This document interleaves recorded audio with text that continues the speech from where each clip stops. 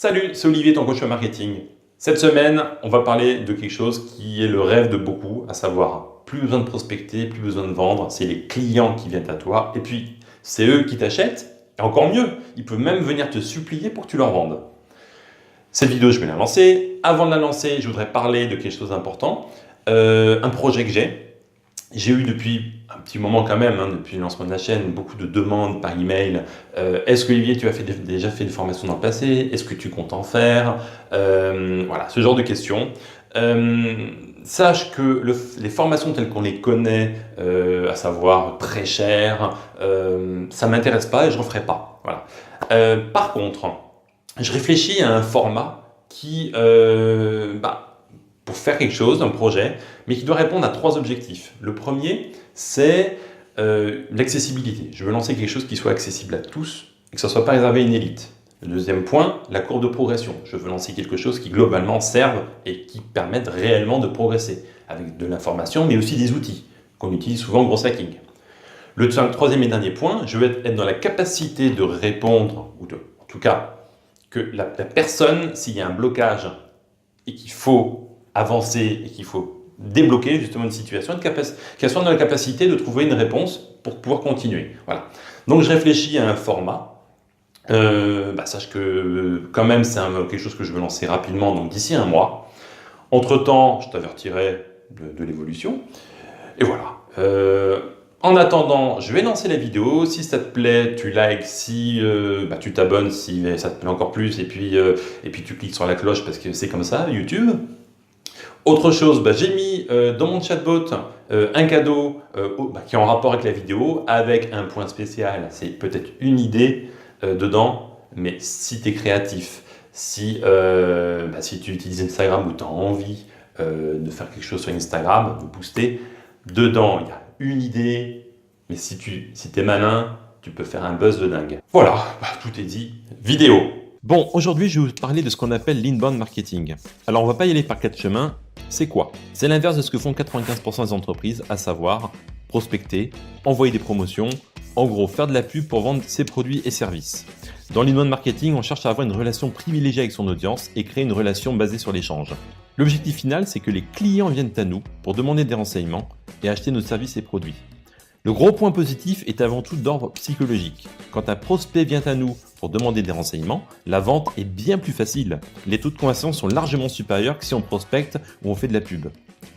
D'autres raisons d'utiliser l'inbound marketing. Déjà, c'est un moyen de se différencier de la concurrence. Ensuite, on est envahi de messages publicitaires et il faut avouer que la pub a de moins en moins d'impact sur nos décisions. Souviens-toi des bannières il y a encore 10 ou 15 ans, quand on avait un taux de clic de 5%. Aujourd'hui, c'est la dégringolade. Concernant les taux de transformation, tu es proche de ton audience et quand une personne te contacte, elle est déjà un peu convaincue. Il suffit juste de la rassurer pour faire la vente. C'est pour ça que quand l'inbound marketing est correctement géré, avoir un taux de transformation de 20% n'est pas étonnant. Ce qui veut dire qu'avec 100 contacts privilégiés dans ta mini-communauté, tu peux avoir 20 clients. Je te laisse imaginer le potentiel, souvent inexploité, de certains influenceurs sur YouTube qui ont plusieurs centaines voire millions d'abonnés. Alors, qui peut aujourd'hui faire de l'inbound marketing ? En toute sincérité, tout le monde. Coach, infopreneur, start-up, tout ce qui est conseil, les thérapeutes, les sites e-commerce, voire même les commerces traditionnels comme des restaurants par exemple. En gros, il suffit d'avoir quelque chose à dire à ses visiteurs. Mais en réalité, si tu aimes ce que tu fais, tu trouves toujours quelque chose à dire à ton audience. Alors comment on fait ? Exactement comme dans la vraie vie. En général, on apprécie les gens qui parlent, échangent, aident, plaisantent. Et on n'aime pas ceux qui parlent pour ne rien dire. Sur Internet, c'est exactement pareil. Tu vas donner du contenu en adéquation avec ton audience. Quand je parle de contenu, ça peut être des articles, des photos vidéos étonnantes, voire même utiliser la gamification, qui est le fait de faire jouer tes visiteurs à des jeux tout en faisant la promotion de ton business. C'est ultra performant pour créer une relation forte avec ton audience. Mais bien sûr, on ne fait pas ça au hasard. Une compréhension de ton avatar client, qu'on appelle aussi persona, est indispensable pour répondre aux besoins. Je donne un exemple. Tu ne vas pas envoyer des articles techniques sur ta thématique si ton client final est un jeune adulte qui passe 3/4 de son temps sur Instagram. Tu risques de passer à côté de ton audience et simplement ne pas l'intéresser. Deuxième exemple en B2B. Tu te souviens, la semaine dernière, mon bot pour aller envoyer des messages au restaurant sur Facebook? La solution outbound marketing de 95% des entreprises, ça va être ce message. Bonjour, je représente la société lambda qui vend du matériel pour des restaurants japonais. Je vous envoie ce lien qui vous montre ce que nous proposons. Pourrions-nous vous convenir d'un rendez-vous téléphonique? Cordialement. La version Inbound Marketing. Bonjour. Je suis passionné par le Japon et j'ai écrit un article qui montre les solutions pour faire rapidement des sushis. Est-ce qu'en tant que professionnel, vous pourriez me donner votre avis? Bien entendu, la page fera la promotion du matériel et tout ce qu'il faut pour faire prendre conscience au restaurateur qu'il va gagner beaucoup de temps et d'argent avec les produits présentés. En mettant en place tout ce système, la seule chose que tu vas avoir à faire, c'est en permanence alimenter en contenu ton audience et faire une seule chose, l'aider. Ton objectif, c'est créer ce lien que souvent les grandes marques n'arrivent pas à faire, mais que toi, tu peux. Et c'est comme ça que les petites structures peuvent encore rivaliser avec les grandes marques. Il ne faut pas oublier que l'objectif final, c'est de vendre.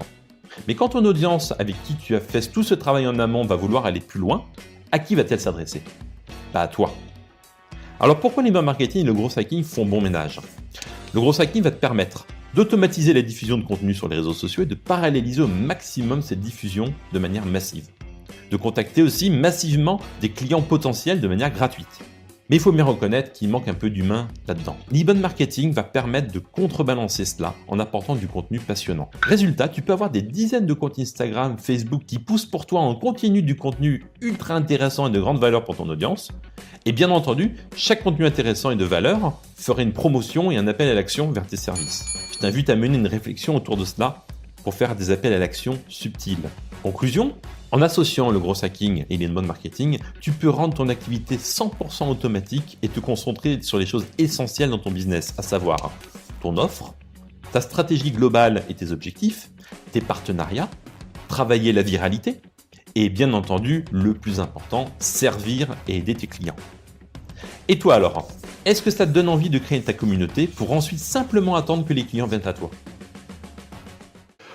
On se retrouve pour la conclusion. Alors, j'espère que ça t'a plu, j'espère que ça t'a donné des idées. Si tu as des questions, tu le poses en commentaire. Si tu veux que je t'aide dans ce que tu fais, tu peux m'envoyer un email.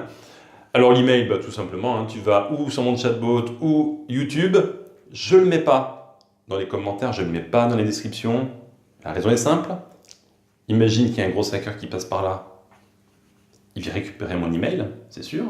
Et imagine qu'en plus, il est malin et qu'il fait de l'inbound marketing. Il pourrait même réussir à me vendre quelque chose sans que je m'en rende compte. Ciao!